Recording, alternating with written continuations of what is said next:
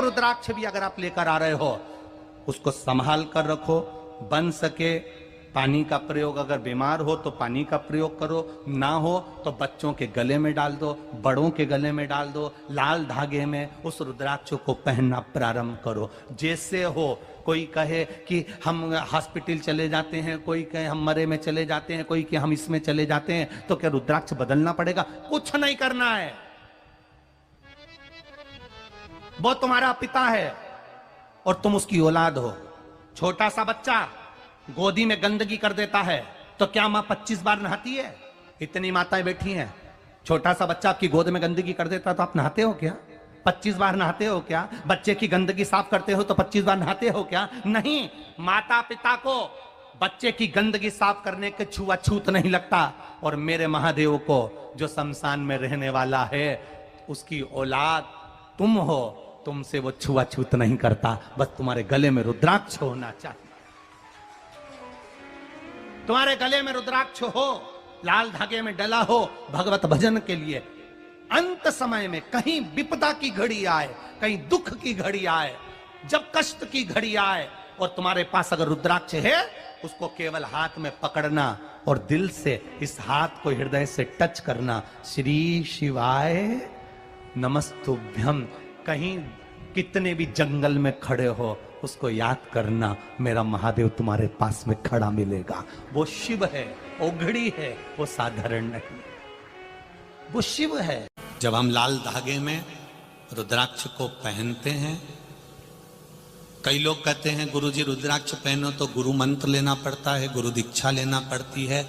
हम कहते हैं तुम्हें रुद्राक्ष मिल जाए और तुमने गले में पहन लिया तो श्री शिवाय नमस्तुभ्यम बोल के भी पहन लिया तो समझ लेना शंकर जी ने गुरु मंत्र दे दिया और शिव ने स्वीकार कर दिया। जाओ गुरु की शरणागति में, मना नहीं है। गुरु के पास जाओ, उसके पास बैठो, नमन करो, उनसे गुरु दीक्षा का भाव लीजिए, अपना सामर्थ्यता के अनुसार गुरु को कुछ दीजिए। जीवन शरीर दिया है, जब तक बन सके तब तक गुरु। रुद्राक्ष 3 चीजें प्रदान कर रहा है।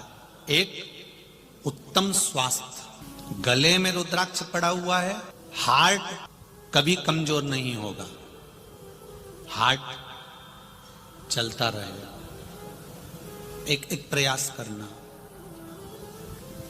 एक बेलपत्री शिव पर चढ़ी हुई और उसका फल कितना होता है, उसका बल, उसकी भक्ति, उसका विश्वास। ब्रह्मा विष्णु महेश 64 योगनियां 33 कोटि देवी देवता एक बेलपत्री में होते हैं। और वो बेलपत्री हम हमारे साथ में क्यों रखते हैं? उत्तम फल के लिए, उत्तम सुख के लिए। कपड़े सिलने वाला दर्जी कोई बैठा हो तो उससे पूछना कि वो शर्ट में जेब हमेशा उल्टी साइड क्यों लगाता? बाईं ओर, लेफ्ट में। शर्ट में जेब उल्टी साइड क्यों लगाता है? वो इस साइड जेब क्यों नहीं लगाता?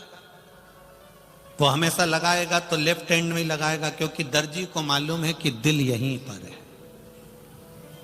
और उसको ये मालूम है कि दिल यहां पर है तो ये मंदिर जाएगा, बेलपत्री चढ़ाकर बेलपत्री उठाएगा तो जेब में रखेगा, जो दिल के करीब रहेगी तो दिल का पावर बढ़ा देगा। एक बेलपत्री को या रुद्राक्ष को या तुलसी की माला को या तुलसी के दल को, भगवान को चढ़ी हुई कोई सामग्री कोई नीचे की जेब में नहीं रखता। रखता है क्या कोई?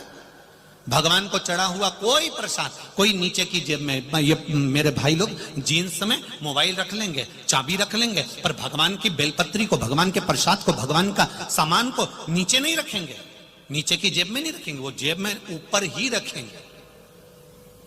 उसी तरह दर्जी को मालूम है कि दिल लेफ्ट में होता है, इसलिए उसने जेब भी लेफ्ट में लगाई कि भगवान का चढ़ा हुआ सामान, भगवान का प्रसाद, भगवान की सामग्री जब लेफ्ट की जेब में ये रखेगा तो थोड़ी देर दिल के पास में रहेगी, तो ये दिल को स्वस्थ बना देगी, ये बीमार नहीं पड़ने देगी, ये निश्चित इसको ब्लॉक नहीं होने देगी। ये बेलपत्र का सुख है। एक रुद्राक्ष के 3 गुण बड़े विशिष्ट हैं। पहला, आरोग्यता देता है, दूसरा हमारा विल पावर मजबूत कर देता है। हम जब भटकते हैं तो हमारे बल को एक जैसा कर देता है, एक जगह स्थिर कर देता है। जब आप कोई निर्णय नहीं ले पा रहे हो, 4-5 निर्णय में से एक निर्णय लेना है, तो रुद्राक्ष का जल शिव जी को चढ़ाकर थोड़ी देर पीकर श्री शिवाय नमस्तुभ्यम का जाप करना प्रारंभ करो। पंचाक्षर मंत्र नमः शिवाय बोलो, षडाक्षर मंत्र ओम नमः शिवाय बोलो, या जो मंत्र आप जपते हो, रामकृष्ण जो जपते हो उसका स्मरण करो। थोड़ी देर में आपका मन स्थिर हो जाएगा और एक जगह का निर्णय पूरा करा देगा। रुद्राक्ष हमें स्थिरता प्रदान करता है,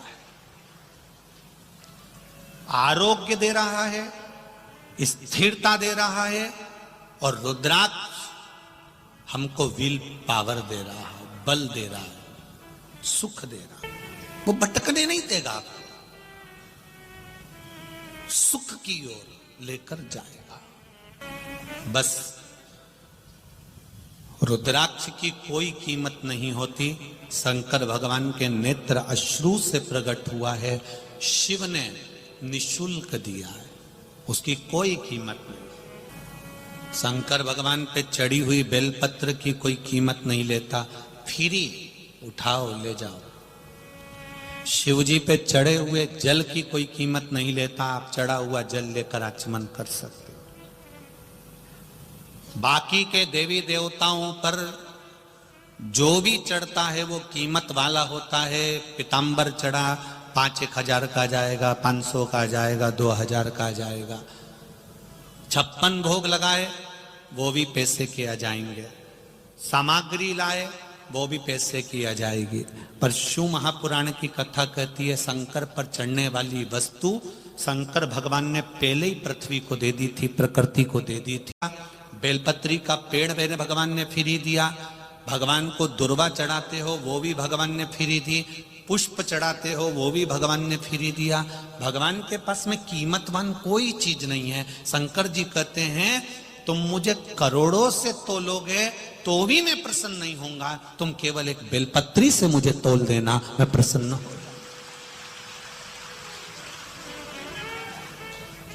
संपदा से परमात्मा कभी प्रसन्न नहीं हुआ, संपदा से भगवान कभी प्रसन्न नहीं होता। मित्रों, पूज्य गुरु जी का उपाय अच्छा लगा हो तो वीडियो को लाइक करें, शेयर करें, कमेंट करें, और चैनल पर पहली बार आए तो चैनल को सब्सक्राइब करने के बाद बेल आइकन दबा दें ताकि आने वाली वीडियो को नोटिफिकेशन आपको तुरंत मिल जाए। वीडियो देखने के लिए धन्यवाद। श्री शिवाय नमस्तुभ्यम। हर हर